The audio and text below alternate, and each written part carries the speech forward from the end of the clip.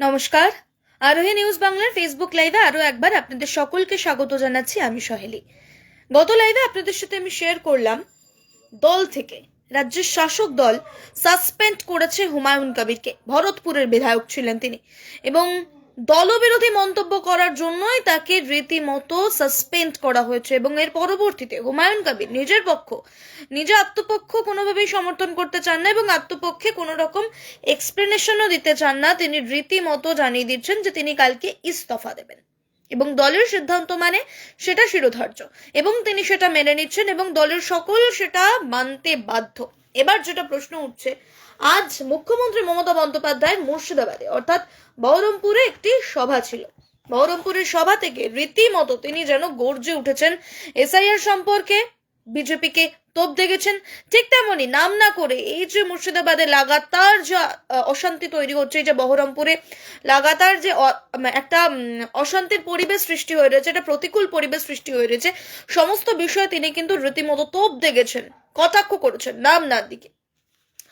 তিনি জানছেন যে মুর্শিদাবাদের মানুষ, বহরমপুরের মানুষ কোনোভাবেই অশান্তি পছন্দ করেন না, তারা অশান্তি চান না। তো সেই জায়গাতে যে সমস্ত মানুষ শান্তিপ্রিয় মানুষ রয়েছেন, যেখানে সকলে একসঙ্গে জাতি ধর্ম বর্ণ নির্বিশেষে যেখানে মানুষ থাকতে পছন্দ করে, যে বাংলায় মানুষ থাকতে পছন্দ করে, সেখানে সাম্প্রদায়িক রাজনীতি, ধর্মের রাজনীতি কোনোভাবেই কাম্য নয় এবং তিনি মেনে নেবেন না, এমনটাই কিন্তু তিনি জানাচ্ছেন। এর পাশাপাশি তিনি বলছেন বহরমপুরের সভা থেকে আজকে তিনি জানাচ্ছেন যে এই মুর্শিদাবাদের মানুষজন কোনোভাবেই কিন্তু অশান্তি পছন্দ করেন না, এবং মাস কয়েক আগে মুর্শিদাবাদের জঙ্গিপুরে যে অশান্তির পরিবেশ সৃষ্টি হয়েছিল সেই ঘটনা নিয়ে বলতে গিয়েছিলেন তিনি। সেই প্রসঙ্গ টেনে এনে তিনি রীতিমতো কিন্তু এক হাত নিয়েছেন নাম না করে বিজেপিকে, এমনটাই কিন্তু স্পষ্ট হচ্ছে, এমনটাই মনে করছেন রাজনৈতিক বিশ্লেষকরা। এছাড়াও মুখ্যমন্ত্রী মমতা বন্দ্যোপাধ্যায় কিন্তু একাধিক বিষয়ে সরব হচ্ছেন। তিনি বারংবার কিন্তু রাজপথে দখল করছেন, তিনি বারংবার মঞ্চে উপরে উঠে রীতিমতো প্রথমেই এক হাত নিচ্ছেন বিজেপিকে, এবং এসআইআর আবহ থেকে শুরু করে এসআইআর আতঙ্কে যে একাধিক মৃত্যু ঘটেছে সমস্ত নিয়ে তিনি কিন্তু গর্জে উঠেছেন। এখন তিনি গর্জে উঠেছেন, আজ বলছেন যে গত এপ্রিলে ওয়াকফের বিরোধিতায় অশান্ত হয়ে উঠেছিল মুর্শিদাবাদের জঙ্গিপুরের একাধিক এলাকা। পুলিশ জেলার একাধিক এলাকা কিন্তু গত এপ্রিলে ওয়াকফ বিলের বিরোধিতা করার জন্য নানানভাবে একেবারে উত্তপ্ত হয়ে উঠেছিল। মুখ্যমন্ত্রী মমতা বন্দ্যোপাধ্যায় জানাচ্ছেন, ধুলিয়ান জঙ্গিপুরে একটা ঘটনা ঘটেছিল, সেই সময় জাকির হোসেনের সঙ্গে কথা বলেছিলাম, স্থানীয় কাউন্সিলরকে রাস্তায় দাঁড় করিয়ে বলেছিলাম আপনারা সংখ্যালঘুদের নিরাপত্তা দিন, হিন্দুরা যাতে নির্যাতিত না হন। এই বাংলা সম্প্রীতির বাংলা, আমরা সব ধর্মকে শ্রদ্ধা করি। এবং এই বক্তব্যে রীতিমতো স্পষ্ট হয়ে যাচ্ছে তিনি কিভাবে এক হাত নিয়েছেন, রীতিমতো তোপ দেখেছেন নাম না করে বিজেপিকে। এছাড়াও তিনি বলছেন যে সংখ্যালঘুদেরকে সংখ্যা গুরুরা নিরাপত্তা দেবেন, যারা সংখ্যায় বেশি, যারা সংখ্যা গুরু, তারা সংখ্যালঘু অর্থাৎ যাদের সংখ্যা কম তাদেরকে নিরাপত্তা দেবে, এটাই নিয়ম এবং এটাই হওয়া উচিত।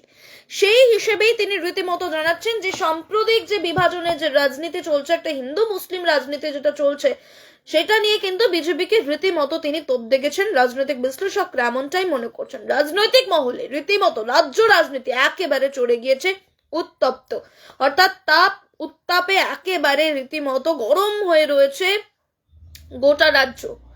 এবার যেটা বিষয় হচ্ছে যে তিনি রীতিমতো শুধুমাত্র যে বিজেপিকে এক হাত নিয়েছেন যে এই সাম্প্রদায়িক রাজনীতি বা এই অশান্তির রাজনীতি নিয়ে, কারণ মুখ্যমন্ত্রী মমতা বন্দ্যোপাধ্যায় বা তৃণমূলের তরফ থেকে কিন্তু একাধিকবার বলা হয়েছে বিজেপি ধর্মের রাজনীতি করে, হিন্দু মুসলমানের রাজনীতি করে, একটা সাম্প্রদায়িক বিভাজনের রাজনীতি করে, তারা কোনোভাবে সকলে মিলে একসঙ্গে ঐক্যবদ্ধভাবে থাকতে চায় না, এমনটাই কিন্তু বারংবার আমরা সূত্র মারফত জানতে পেরেছি। এবং তারপরে আজকে আরো একবার বহরমপুরের সভা থেকে তিনি একই সুরে কিন্তু সুর চড়িয়েছেন।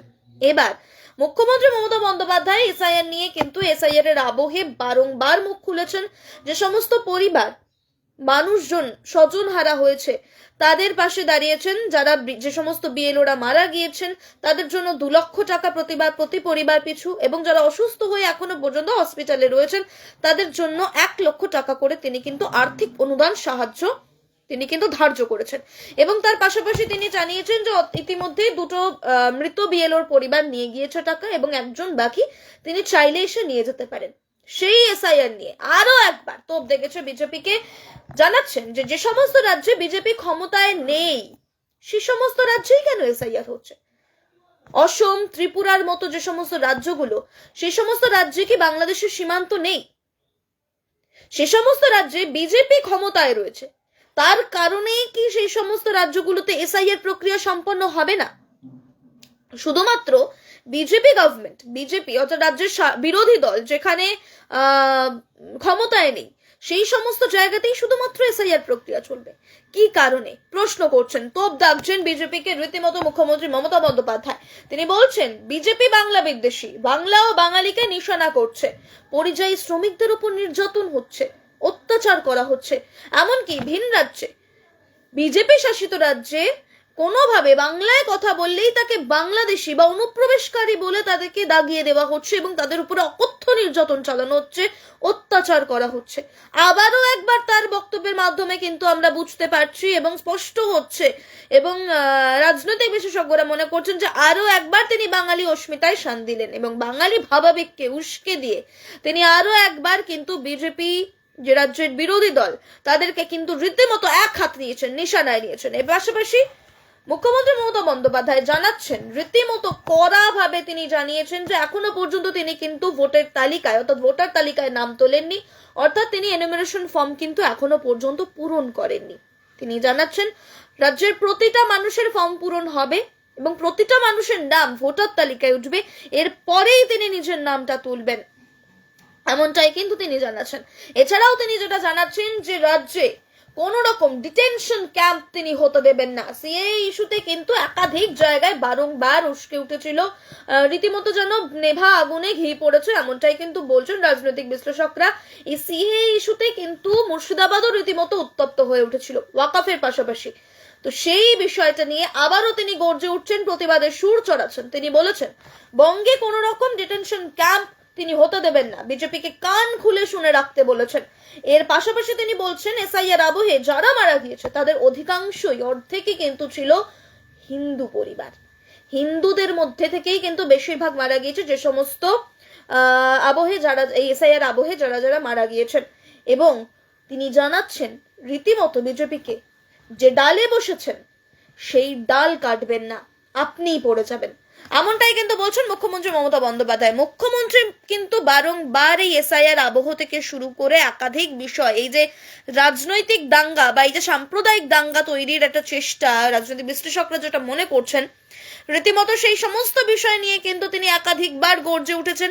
তাকে একাধিকবার কিন্তু বিজেপিকে এক হাত নিতে দেখতে পাওয়া গিয়েছিল। আজ আবারও গত মতুয়াগড়ের মতো কিন্তু আমরা আবারও দেখতে পাচ্ছি বিজেপিকে তিনি কিন্তু একেবারে নিশানায় নিয়েছেন এবং কড়াভাবে স্পষ্ট করে হুঁশিয়ারি জারি করে দিয়েছেন যে পশ্চিমবঙ্গে কোনোভাবে ডিটেনশন ক্যাম্প হবে না এবং এসআইআর আবহে যারা মারা গিয়েছেন তারা কিন্তু হিন্দু, অধিকাংশই হিন্দু, এমনটাও কিন্তু তিনি জানাচ্ছেন। এবং এর পাশাপাশি নাম না করে হুমায়ুন কবিরকেও তিনি এক হাত নিয়েছেন। তিনি জানিয়েছেন যে মুর্শিদাবাদে যে অশান্তি তৈরি হয়েছিল সেই অশান্তিকে উস্কে দিতে যারা চাইছে তাদেরকে রীতিমতো রেহাই করা হবে না, রেয়াত করা হবে না, এমনই কিন্তু সিদ্ধান্ত জানিয়ে দেওয়া হয়েছে। নাম না করে তিনি কিন্তু একাধিকবার তোপ দেখেছেন এবং আজকে শাসক দলের তরফ থেকে সিদ্ধান্ত ঘোষণাই করে দেওয়া হয়েছে। এর পাশাপাশি কি পরবর্তীতে উঠে আসছে, কি তথ্য পাচ্ছি, কি বিস্ফোরক ঘটনা ঘটতে চলেছে, অবশ্যই সেদিকে নজর রয়েছে, কারণ একাধিক ইস্যুতে কিন্তু এখন রাজ্য রাজনীতি সরগরম হয়ে রয়েছে। এখন সেই রাজ্য রাজনীতির পারদ কতটা চড়ে নাকি পারদ পতন ঘটে, এরপরে অন্য কি মোড় আসে, সেদিকে কিন্তু অবশ্যই নজর রয়েছে।